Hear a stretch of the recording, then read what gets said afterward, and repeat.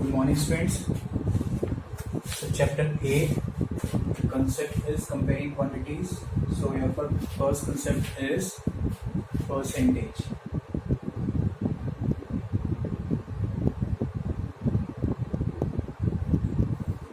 Percentage होता क्या है बेटा? परसेंटेज की बात रही अगर हमारी, परसेंटेज हमें करना है। अगर नॉर्मली आप परसेंटेज निकालते हो, जैसे परसेंट को अगर हम शो करते हैं तो उसका साइन होता है ये परसेंटेज का साइन होता है। अब परसेंटेज में हम हर चीज को इन द टर्म्स ऑफ 100 की उसमें मानते हैं। जैसे कोई परसेंटेज, इसका मीनिंग भी 100 ही होता है। जैसे मुझे लिखना है 18%, मैंने एक चीज लिखी 18%, इसका मीनिंग है 18/100। या आप कह सकते हो परसेंट। अगर मैं इसको ब्रेक करूं तो ये पर और सेंट, पर रुपी, पर 100%, जो होता है ये पर 100 पे होता है। जैसे 18, हर चीज में हम 100 के इसको 100 पे मानते हैं। जैसे 20%, 20/100, पर 100 पे मानते हैं। हर 100 के पार्ट से इसे समझना चाहते हैं कि जैसे 20% लिखा है तो 20%, हर चीज परसेंटेज में मानते हैं। टोटल होगी कि वो क्या 100।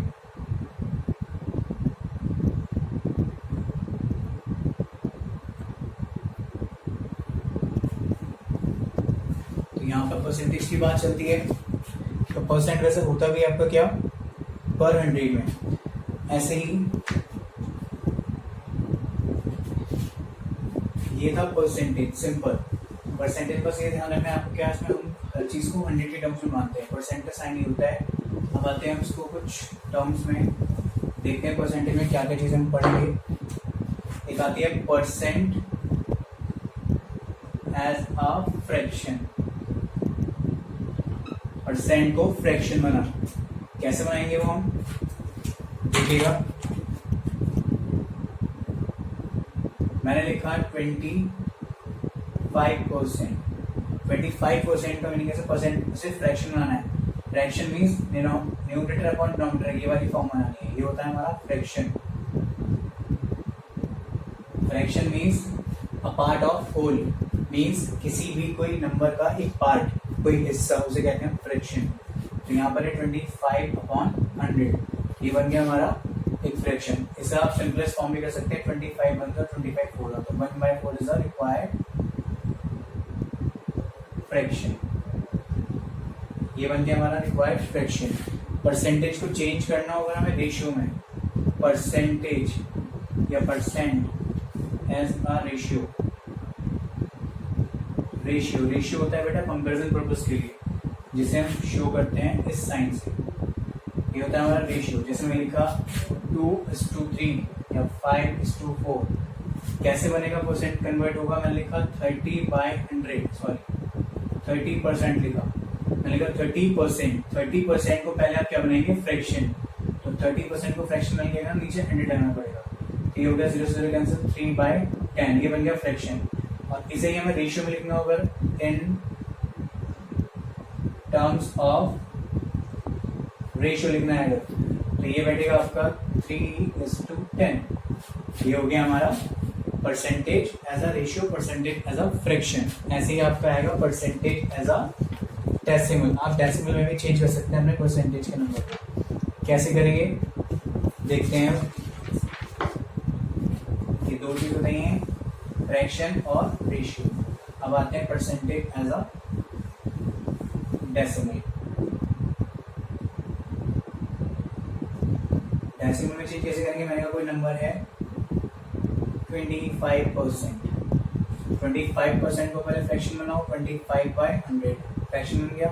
डेसिमल में चेंज करना है तो 100 से डिवाइड करना बहुत सिंपल होता है। जितने नीचे जीरो उतने नजर के बाद पॉइंट होता है, तो 0.25 आंसर है।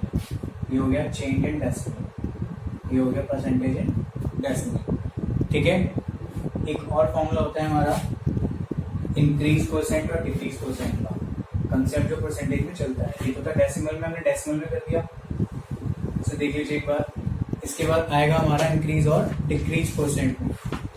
वो क्या होता है वो भी देखते हैं अभी।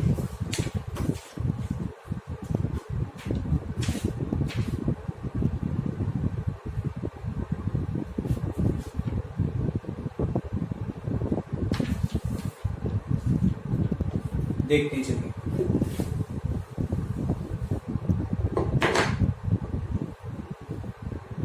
एक फॉर्मूला आता है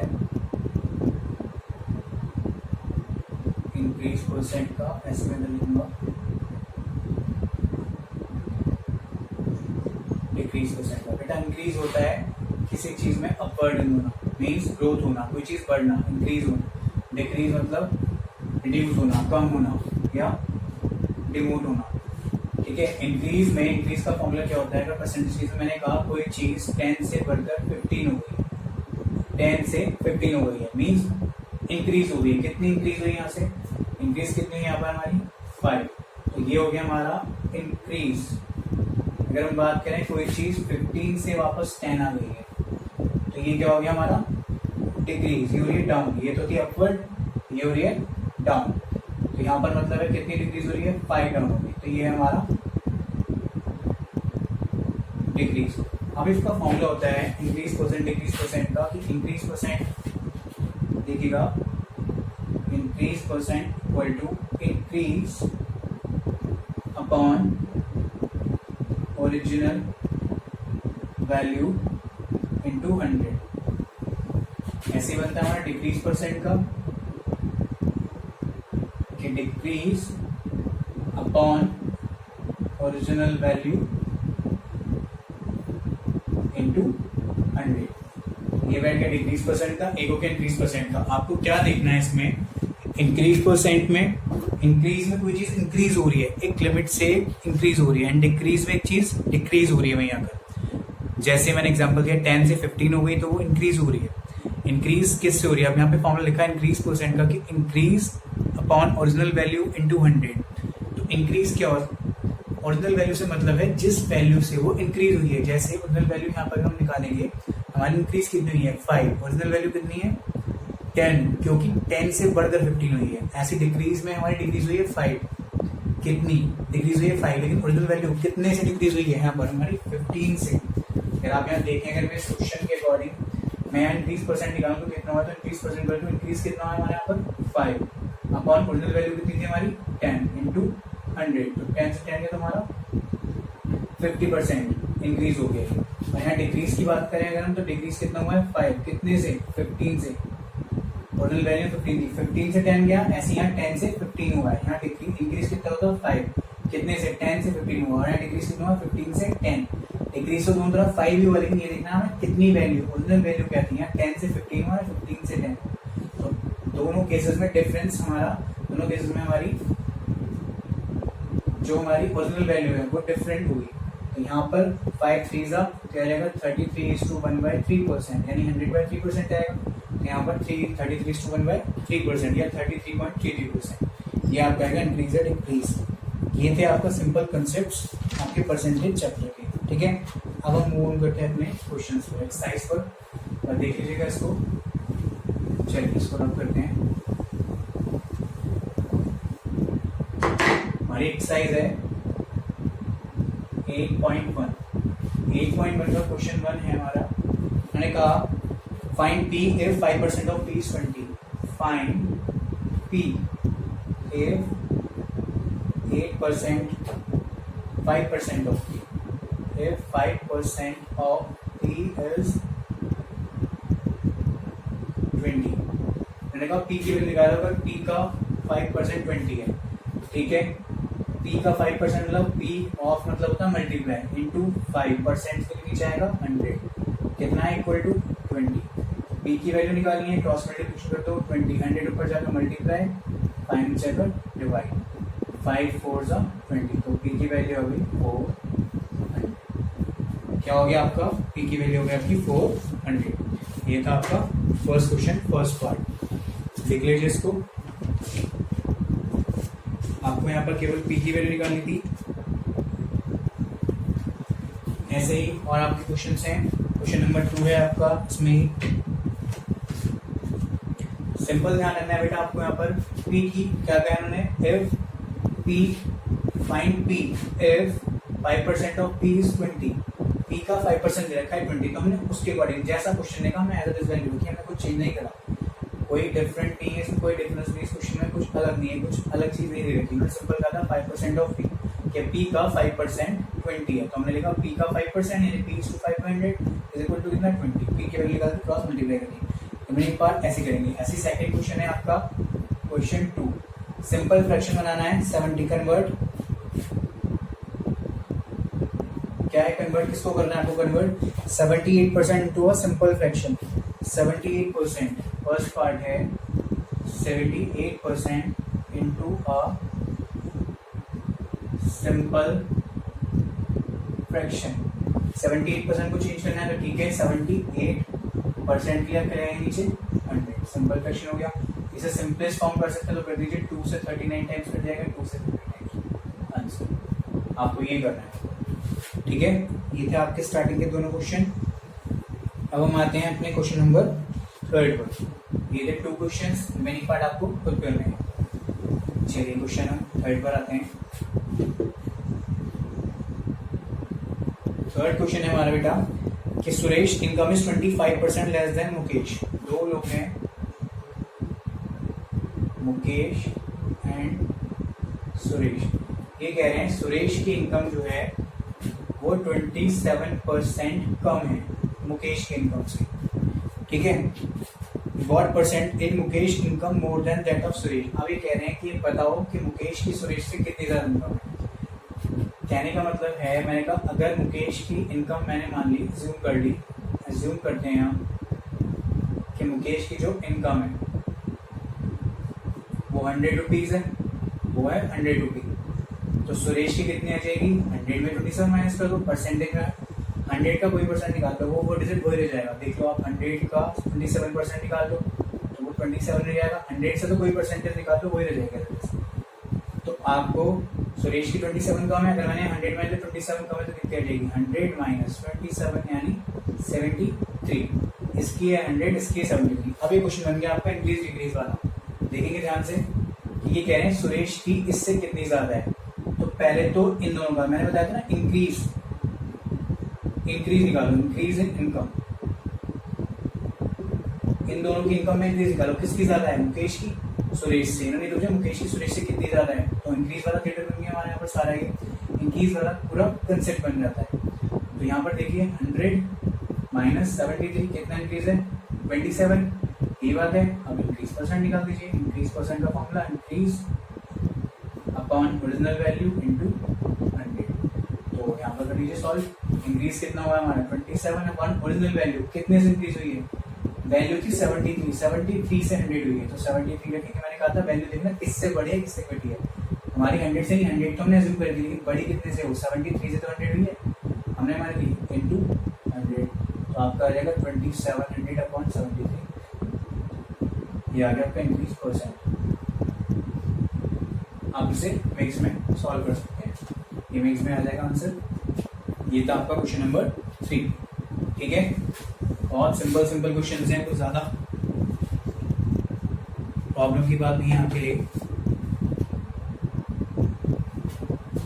ऐसे ही बेटा आपका क्वेश्चन 3 के बाद क्वेश्चन नंबर 4 करते हैं क्वेश्चन हम अपना।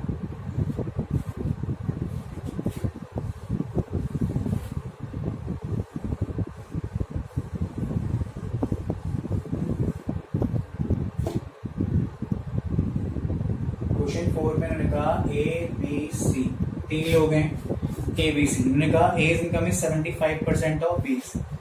इनकम की बात चल रही है सबकी, जो ए की इनकम है वो 75% ऑफ बी। लिख रहे हैं हम यहाँ पर बी की इनकम है 80% ऑफ सी। बी की जो इनकम है वो है 80% ऑफ किसकी इनकम का, सी की। एंड सी की इनकम दिन रखी ये मिल है, और एक इन्होंने एक पैरामीटर देखी है क्वेश्चन में, क्या कि as income is equal to 12,900 as monthly income.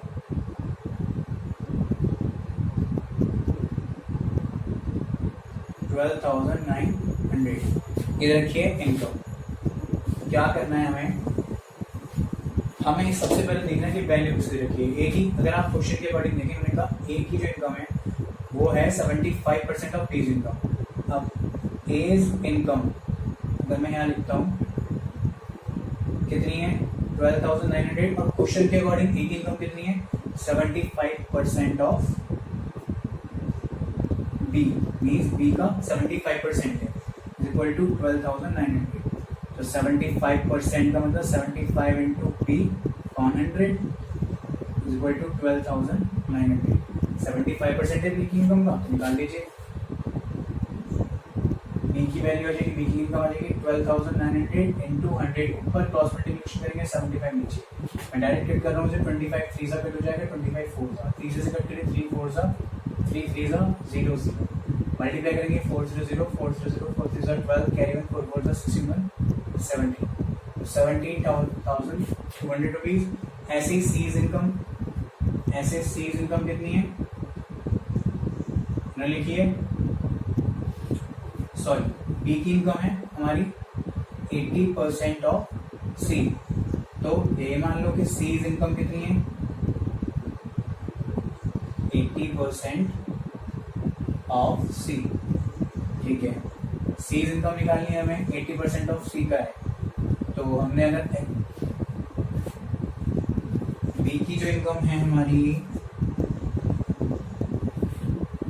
ठीक है, सी की इनकम कुछ नहीं, सी की जगह हम सी रखते हैं, तो सी की इनकम का 80% सी इंटू, या इसे रखिए आप बी की इनकम में, इसे छोड़ो यहाँ से, आप निकालो बीज इनकम। अब हम बात करते हैं बीज इनकम, तो बीज इनकम है 80% ऑफ सी, बी की इनकम है ये रहा 80% ऑफ सी, हमारी बी की इनकम आती है यहाँ पे 80% ऑफ सी, ठीक है। तो बी की इनकम कैसे निकालेंगे, बी की इनकम आ गई हमारी 17,200, 80% निकालना है सी की इनकम का, तो 80 इंटू सी अपॉन 100, तो सी की इनकम आ जाएगी हमारे यहाँ से 17,200 into 100 upon 80 is equal to C. Cut कर दीजिए, 0 से 0 कैंसिल, 4 से कट कर लीजिए या 2 से कर लीजिए कि 2 4 से 8, 2 5 से 10, 2 2 से 4, 2 8 से 16, 1 बचा, 2 6 से 12 0 0, फिर 2 से कर लीजिए, 2 4 से 8, 2 3 से 6 0 0, मल्टीप्लाई कर लीजिए, ये आ जाएगा आपका सी की इनकम 500 500 5 3 15 कैरी 1 5 4 21 21, तो 21,500 रुपीज बी एंड सी की आपकी इनकम का। ये था आपका क्वेश्चन नंबर 4, ठीक है। देखिए कैसे, फिफ्थ क्वेश्चन आपको खुद करना है एक बार, सॉरी 6 क्वेश्चन, फिफ्थ मैं कर रहा हूँ आपको। 6 क्वेश्चन देखते हैं, फिर आप करो बेटा में।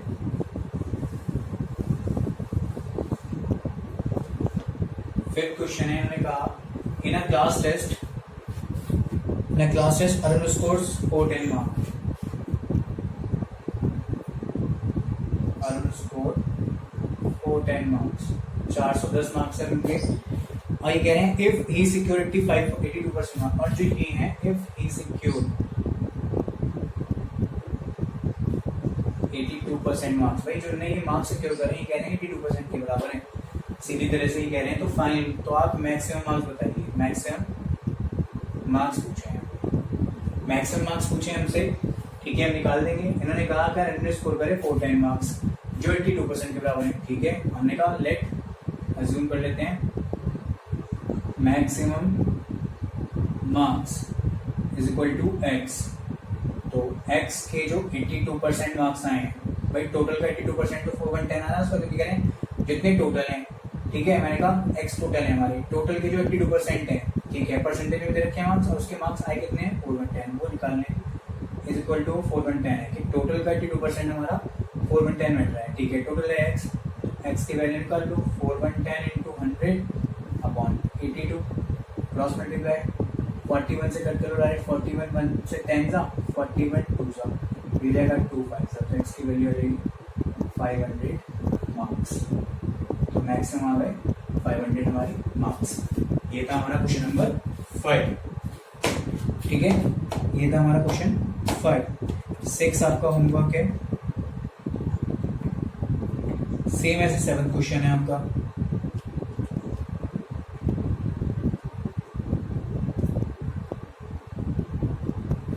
आपका होमवर्क लिख लीजिए,